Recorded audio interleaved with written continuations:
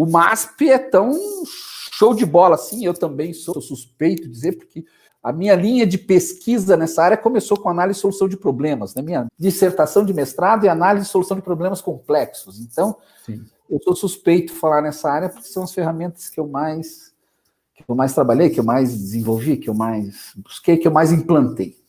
Tá? Mas já que você deu essa...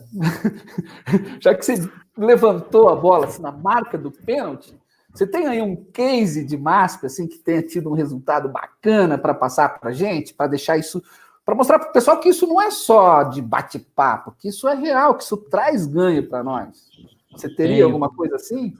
Tenho sim. Eu tive a oportunidade de participar de vários MASPs aí ao longo da minha trajetória. Conduzi, liderei vários também, mas teve um que foi muito marcante, primeiro pela situação, que era uma situação bastante crítica, estava gerando ali um descompasso nos custos da minha área muito grande, né? A indústria de alimentos, Wanderson, vale só um comentário, normalmente a gente trabalha com uma análise de rendimento dos ingredientes, tá?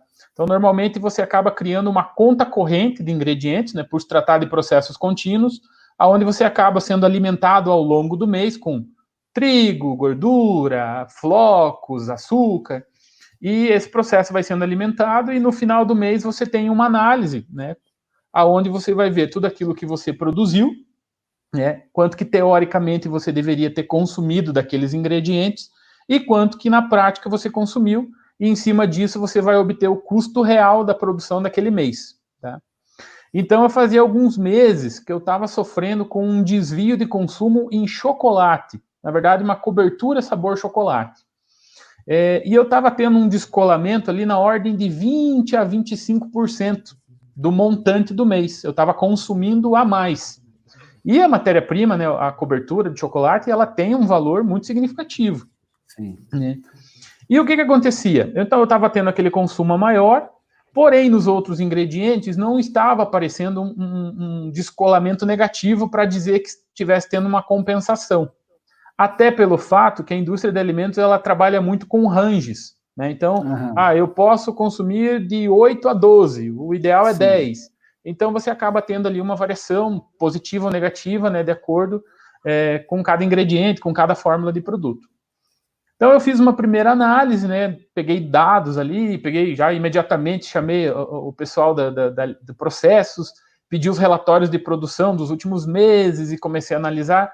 Num primeiro olhar, né, numa atitude mais imediatista, fiquei preocupado com o peso do produto. Falei, opa, se a gente está consumindo a mais, significa que a gente está mandando produto com peso maior para o consumidor. Né? A nossa taxa de sobrepeso está acima do especificado em fórmula. Lá. E, pelo contrário, o sobrepeso estava dentro do range aceitável. E tentei mais algumas coisas, mais algumas investigações ali superficiais e vi que não obtive sucesso. Falei, vamos para a ferramenta, vamos para o MASP. Então, montei um time muito bacana com inspetores de processo, líder, manutenção, tinha a pessoa aleatória, foi uma pessoa do RH ainda que participou com a gente, contribuiu muito. E ali começou. Então, levantei todas as informações que nós tínhamos, todo o descolamento, os últimos 6 meses, né, o comportamento do consumo do chocolate, e levei tudo isso para a reunião e ali começou. E montei, coloquei todo mundo na mesma página, por que estávamos ali, qual ferramenta iríamos utilizar, que iríamos nos reunir várias vezes ali, uma vez por semana, tudo mais.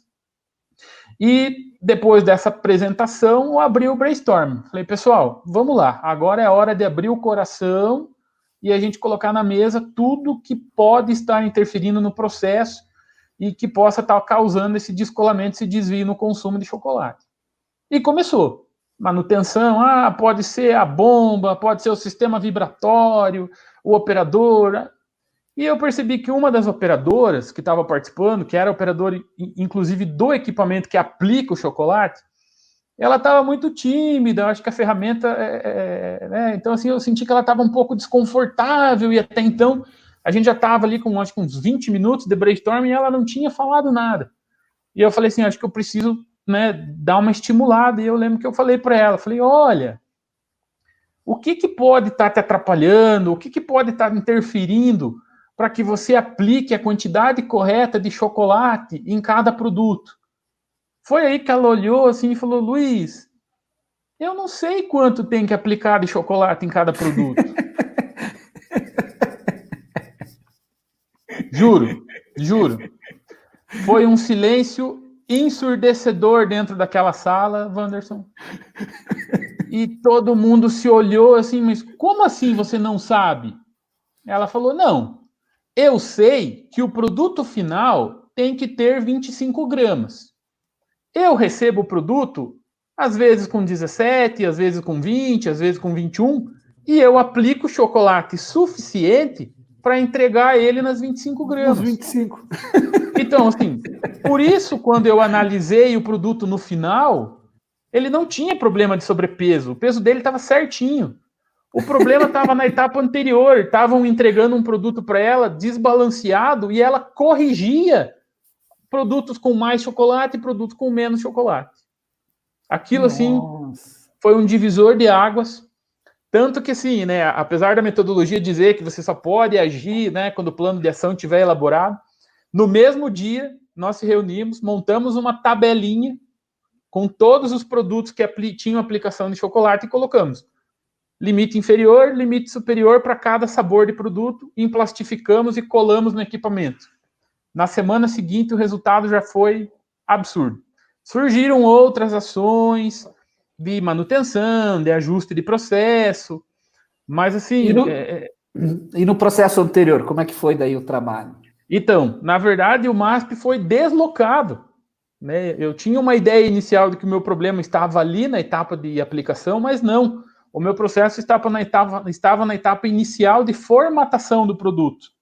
Aonde ali sim nós vimos que tínhamos alguns equipamentos desregulados, rolo calibrador, preparação da massa. Então nós agimos numa etapa anterior.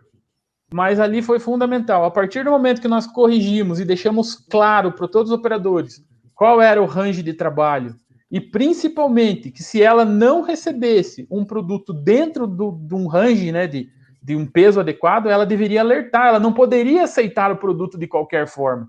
Ela não era um ponto de correção, ela era um ponto do processo. Então, assim, foi um MASP que teve uma duração ali de aproximadamente 2 meses, porque geraram algumas ações mais pesadas. Mas eu digo para você, acho que com 2 ou 3 meses de execução, o indicador de variabilidade de consumo saiu de 20% para 0,8%, 0,5%.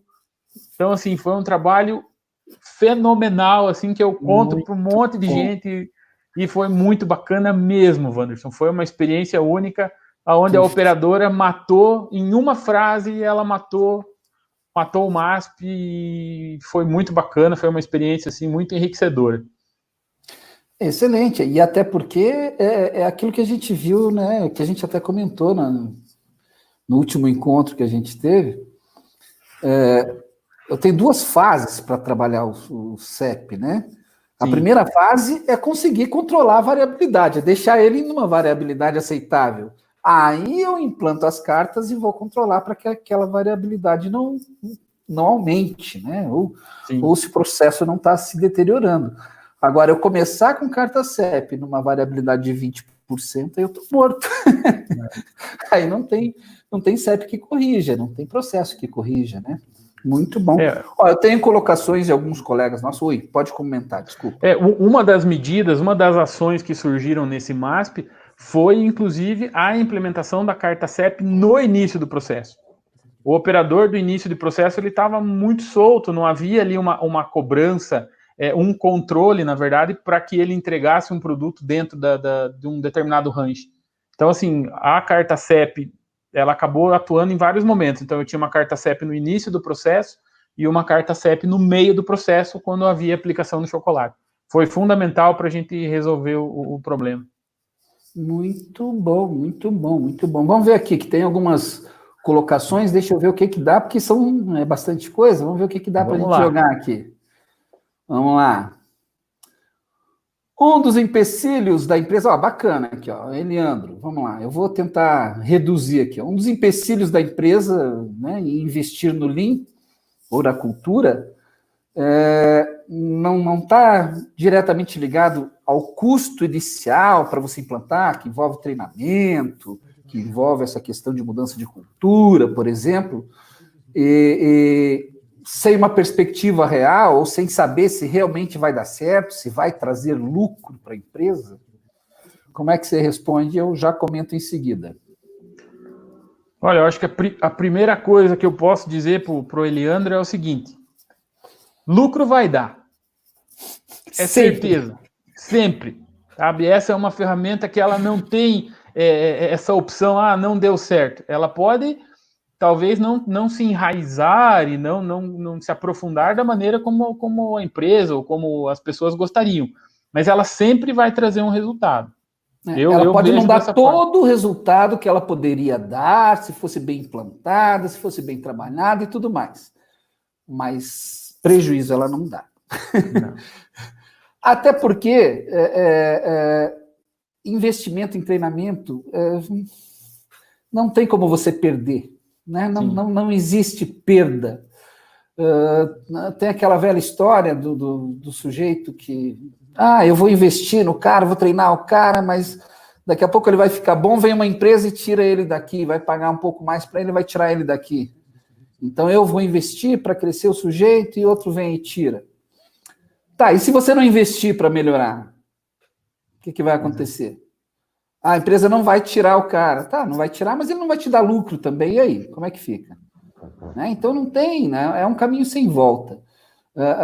Esse crescimento tem que haver, o tratamento de cultura tem que ser feito, e voltamos a afirmar, né? Eu volto a afirmar, é uma questão cultural muito forte. A gente tem que trabalhar a cabeça das pessoas, tem que mostrar para elas o quão é bom, o quão é interessante para todo mundo, não é só para o chefe, não é só para o patrão, é para todo mundo. O ganho é para todo mundo, você se cansa menos, você se chateia menos, você briga menos, você chega menos cansado em casa, você chega em casa sorrindo, tua mulher acha que você nem foi trabalhar, que você foi jogar bola, porque você chegou em casa feliz, você resolveu um baita de um problema na empresa hoje, você chega todo sorridente. E aí, você estava trabalhando ou você estava jogando bola, né? Ou você está voltando da pescaria? Como é que é essa história? Então, é mais ou menos por aí. E é assim que acontece. Quando você começa a implantar, quando você vê que a cultura começa a ser implantada, cara, a mudança é muito grande, é uma coisa muito... Nós teremos um convidado aqui, acho que na terça-feira, que vai falar muito sobre isso, né? Ele implantou numa empresa, ele participou da implantação pesada numa empresa, que foi uma implantação pesada, veio de cima para baixo, uma orientação internacional, e todo grupo tem que entrar e vai ser assim. Esse é o novo modelo para todo grupo, e quem não tiver satisfeito, a porta da rua é a serventia da casa. E vocês vão ver os depoimentos dele, vão ver a diferença que isso faz, como você vê isso acontecendo, né? Então, eu acho que eu vou tentar puxar para esse lado, na hora que a gente estiver conversando, porque ele também tem muita coisa, assim como o Luiz, ele também tem muita experiência para trazer, tem muita coisa para falar, a gente tem que tentar ir para aquele cantinho onde a gente vê que vai dar mais, Wanderson, vai dar mais bate-papo aqui. Por favor. Com relação a esse último comentário do Eliandro, né, essa questão, eu acho que também existe uma outra fórmula que as empresas podem pensar ou adotar isso num primeiro momento. Normalmente, quando você pensa em Lean, você imagina, preciso contratar uma empresa de consultoria, trazer pessoas que vão nos orientar. Normalmente, sim, esse é o melhor caminho, é o caminho mais assertivo. Mas eu acho que é muito válido as empresas também olharem para o seu quadro de colaboradores. Existe muita gente boa dentro das estruturas, com potencial para conduzir ferramenta MASP, para implementar projeto de melhoria contínua. Às vezes você pode usar as suas próprias ferramentas, usar o seu quadro ali para começar a desenvolver isso. Sabe? Nós estamos trabalhando muito forte dentro da empresa hoje com os comitês. Então, você criar um comitê de melhoria contínua. Sabe? Vamos começar devagar, vamos analisar os primeiros, o que a gente pode fazer, que tipo de processo a gente pode melhorar. Comece com coisas mais simples, com balanceamento de processo, com gestão visual, com Kanban. Cria essa raiz, cria essa cultura, sabe? Da hora que você tiver a oportunidade, que a empresa entender que é o momento, aí você vai buscar ajuda profissional, gabaritada, alguém que vai poder, né? Aí você vai lá e busca o Wanderson para vir ajudar, fundamentar, desenvolver um projeto muito robusto dentro da empresa. Mas acho que dá para as empresas começarem a brincar com coisas mais básicas, assim, que isso vai estimular, acho que vai gerar um movimento de busca, de pesquisa, de entendimento. Tem muito curso online gratuito falando dessas ferramentas, MASP, Kaizen, Kanban, Milk Run. Então, assim, tem muita informação livre que as empresas e que os profissionais podem buscar para devagar, comece, aplica uma coisa, revisa, sabe? Um exemplo que eu gosto muito, às vezes, o simples fato de você revisar uma ficha de processo, sabe? A gente, na indústria de alimentos, ela trabalha muito com documentação, né? Por registros que precisam ser armazenados, tem toda uma questão de segurança, de rastreabilidade. E quando a gente para do lado de um operador e vê a quantidade de informação que ele está tendo que anotar, e às vezes você consegue parar e revisar com ele e ver que ao invés de fazer 50 anotações, você consegue só 30, porque tem 20 informações que ninguém está olhando, isso para mim já é um processo lean, sabe? Eu Sim, estou otimizando o trabalho absurdo. dele. Exatamente, é um ganho absurdo. E até em termos de satisfação dele, né? Ele faz com mais atenção, ele tendo que catar 30, ele vai fazer com mais atenção do que ter que fazer 50, né? No mesmo tempo.